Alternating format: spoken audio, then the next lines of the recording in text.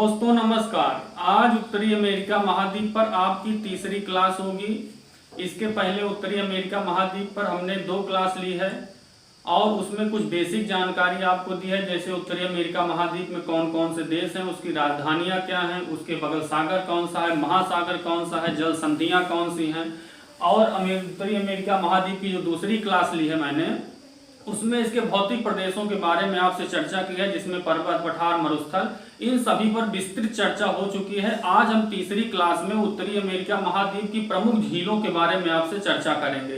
तो आइए आपको बताते हैं कि उत्तरी अमेरिका महाद्वीप की कौन प्रमुख झीलें हैं। अब ये देखिए, ये है उत्तरी अमेरिका महाद्वीप का मैप। अगर सबसे ऊपर देखें तो ये है कनाडा, इसके दक्षिण में आपको दिख रहा होगा ये बड़ा सा पोर्शन जिसको बोलते हैं अमेरिका या यूएसए, और इसके दक्षिण में आपको दिख रहा होगा ये है मैक्सिको, और यहाँ बहुत सारे छोटे छोटे देश हैं। अच्छा, इसके पूर्व में अगर आप देखेंगे तो अटलांटिक महासागर मिलेगा, इसके पश्चिम में देखेंगे प्रशांत महासागर मिलेगा। अब पूर्व में कुछ सागर भी हैं, जैसे इधर देखेंगे तो कैरेबियन सागर आपको दिख रहा होगा, यहीं देखेंगे तो यहाँ सारगैसो सागर मिलता है। इसके थोड़ा सा कनाडा वाले क्षेत्र में देखेंगे तो लिब्राडोर सी मिलेगा। अगर ऊपर की तरफ जाएंगे तो आर्कटिक महासागर मिलता है, आर्कटिक महासागर में आपको लिंकन सी मिलेगा, लिंकन सागर। यहाँ बिफोर्ड सागर मिलेगा, ये इसके जो नॉर्थ वेस्ट टेरिटरी है कनाडा का, इसके तटीय क्षेत्र जो है बिफोर्ड सागर के तट पर है, यहीं पर आपको चुक्सी सागर मिलेगा। और इसके पश्चिमी क्षेत्र में आप देखेंगे तो बेरिंग सागर आपको मिलेगा, जो कि प्रशांत महासागर का पार्ट है। ये मैंने आपको थोड़ा से एक ओवरव्यू दिया है जो सागर महासागर है इसके अगल बगल। आइए, लेकिन हमें चर्चा करनी है प्रमुख रूप से झीलों के बारे में। तो हम देखते हैं कनाडा के सबसे उत्तर भाग में एक बी से मैंने डिनोट किया है, आपको दिख रहा होगा, इसे बोलते हैं ग्रेट बियर लेक। अब ग्रेट बियर लेक अगर आप देख रहे हैं तो सबसे पहले दिमाग में आना चाहिए कि ये किस प्रांत में है कनाडा के। तो कनाडा के किस प्रांत में है, अगर आप अपने साथ एटलस लेके बैठे होंगे तो आप देखेंगे कि ये नॉर्थ वेस्ट टेरिटरी प्रांत में कनाडा के ग्रेट बियर लेक दिख रही होगी आपको। अब ग्रेट बियर लेक से ही 66.5 डिग्री उत्तरी अक्षांश रेखा गुजरती है, और इसके तट पे आपको एक शहर मिलेगा, पोर्ट रेडियम शहर। तो ग्रेट बियर लेक के बारे में मैंने 3 तथ्य आपको बताया। सबसे पहला क्या कि ग्रेट बियर लेक किस राज्य में अवस्थित है, तो नॉर्थ वेस्ट टेरिटरी प्रांत में अवस्थित है। ये इससे होके एक रेखा गुजर रही है जिसे बोलते हैं 66.5 डिग्री उत्तरी अक्षांश रेखा। इसके तट पर एक शहर अवस्थित है जिसको बोलते हैं पोर्ट रेडियम शहर। अब इसके दक्षिण में आप आइए तो ग्रेट स्लेव लेक है, ये ग्रेट स्लेव लेक है, ग्रेट स्लेव झील इसको बोलते हैं। अब ग्रेट स्लेव लेक किस प्रांत में अवस्थित है, तो ये भी नॉर्थ वेस्ट टेरिटरी प्रांत में अवस्थित है। इस पर भी एक शहर पाया जाता है जिसको बोलते हैं येलोनाइफ। अब इसके दक्षिण में और आप आइए तो आपको एक झील और मिलेगी जिसका नाम है अथावास्का। अब अथावास्का 2 प्रांतों में अवस्थित है, एक का नाम है अल्बर्टा और दूसरे का नाम है सस्केचुआन। इसके तट पर भी एक शहर पाया जाता है जिसका नाम है यूरेनियम सिटी। अब जो चीजें या तथ्य एग्जाम में ज्यादा आते हैं मैं उसी पे आपसे चर्चा कर रहा हूं। अब ये मत सोचिए कि पोर्ट रेडियम किस लिए प्रसिद्ध है, ये किस लिए प्रसिद्ध है, ये किस लिए प्रसिद्ध है, ये ज्यादा एग्जाम में पूछे नहीं गए हैं। जो पूछे गए हैं मैं टू द पॉइंट उसी पे बात कर रहा हूं। अब इसी के नीचे आप आ जाइए रेनडियर। तो रेनडियर झील जो है ये भी किस प्रांत में अवस्थित है, तो अल्बर्टा और सस्केचुआन प्रांत में अवस्थित है, और इसके बारे में कुछ विशेष तथ्य नहीं है। अब इसी से सटा हुआ आप देखेंगे एक झील आपको मिल रही होगी, विनिपेग झील। तो विनिपेग झील किस प्रांत में अवस्थित है, ये मनीटोबा प्रांत में अवस्थित है।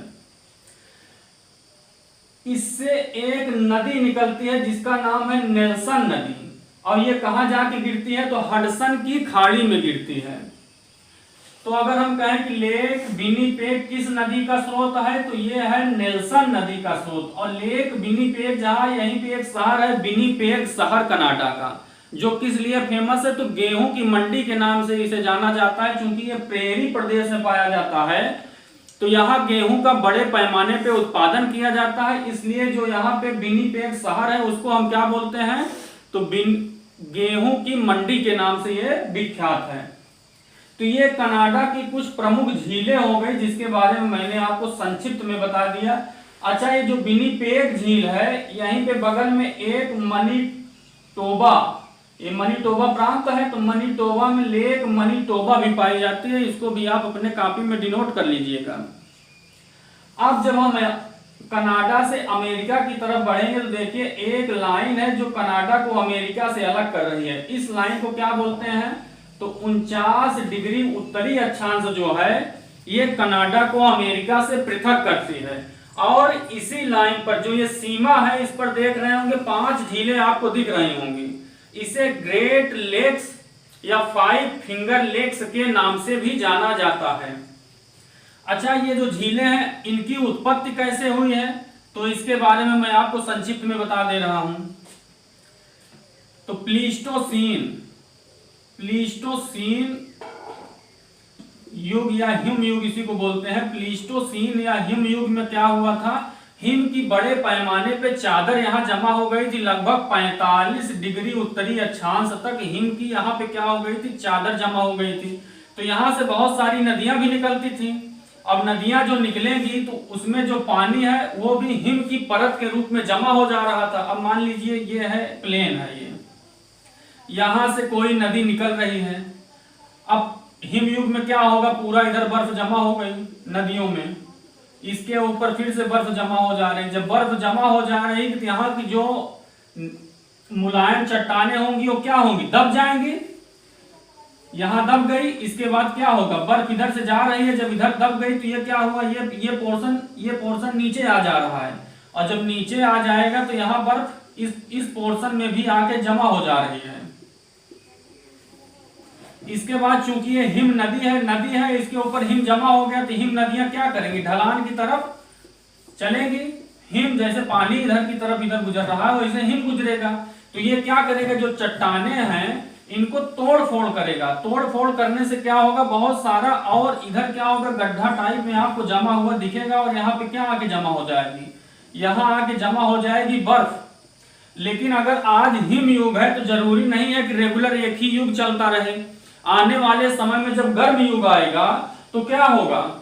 जहां ये गड्ढा टाइप में बना है, यहाँ हिम जमा हुआ है, ये क्या होगा? गर्म होगा। और गर्म होके वही हिम जो जमा हुआ है वो पानी के रूप में इकट्ठा हो जाएगा और वो झील का रूप ले लेगा।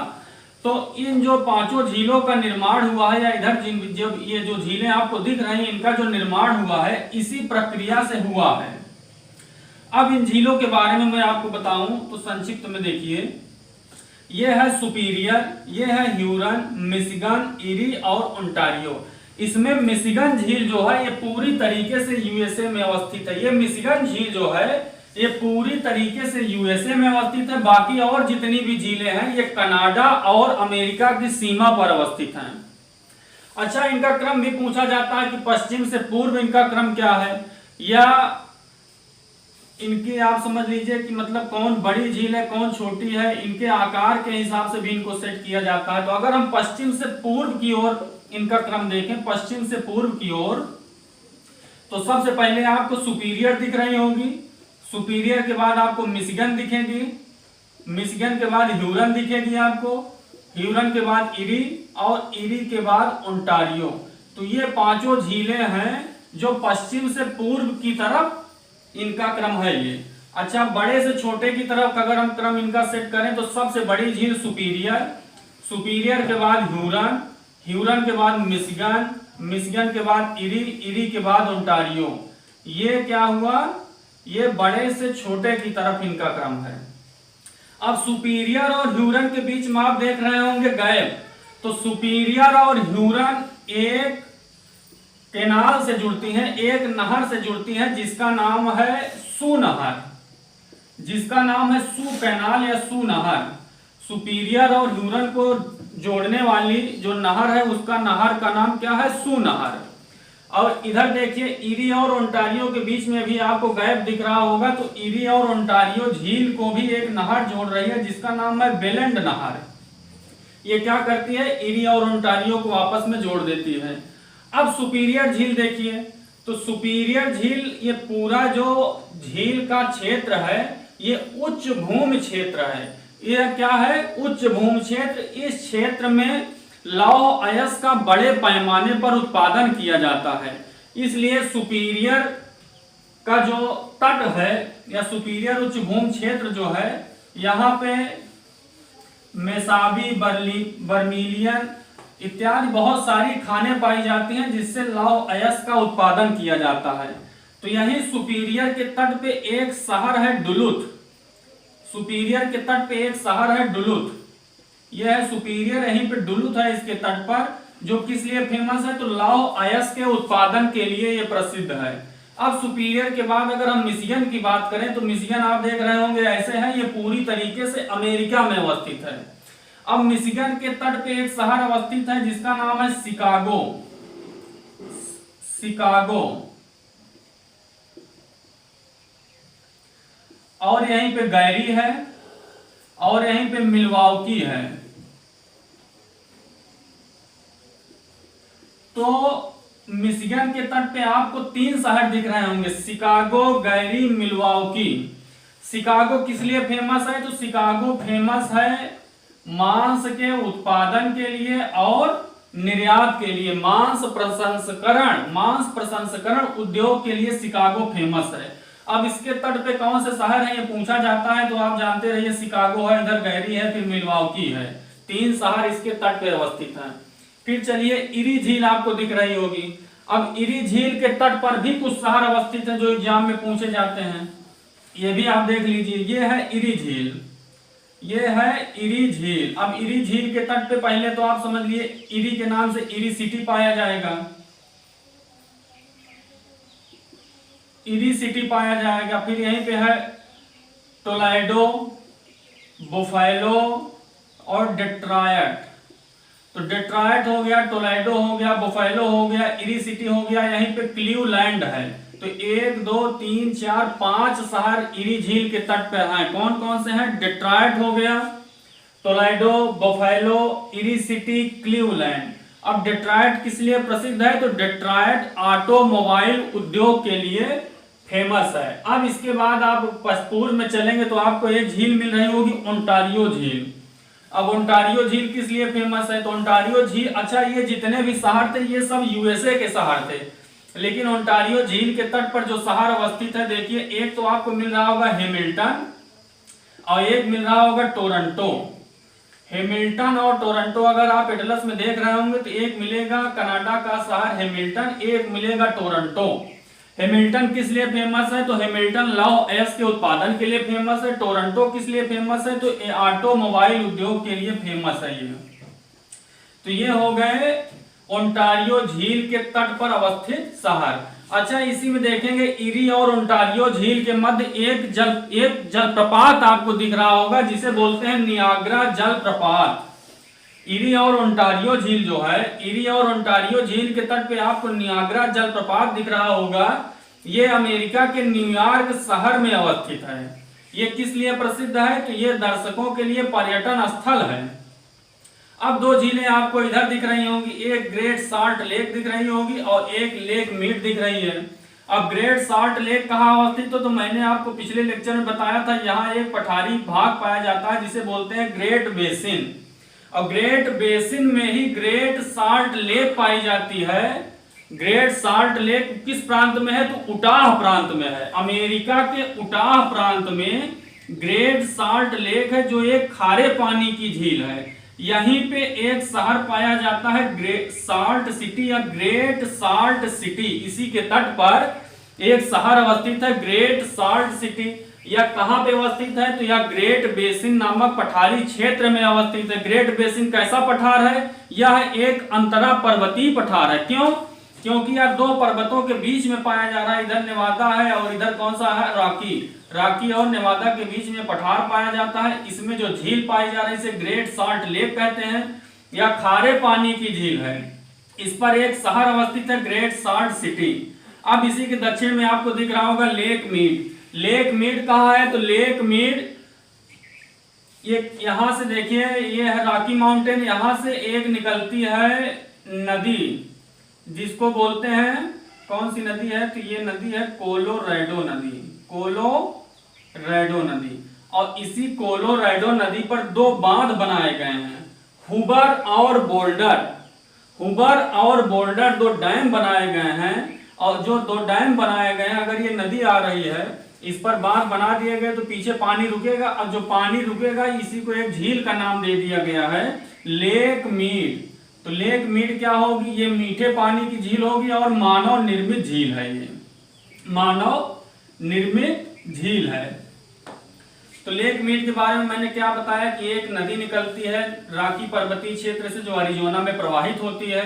इस पर दो बांध बनाए गए हैं, बोल्डर और हुबर। हुबर और बोल्डर दो डैम बनाए गए हैं। इसी का जो जलाशय है उसे लेक मीड के नाम से जाना जाता है। यह मानव निर्मित झील है।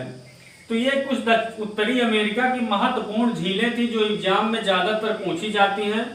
उनके बारे में मैंने आपसे संक्षिप्त चर्चा कर ली है।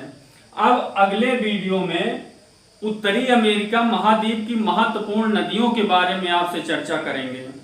तब तक के लिए धन्यवाद।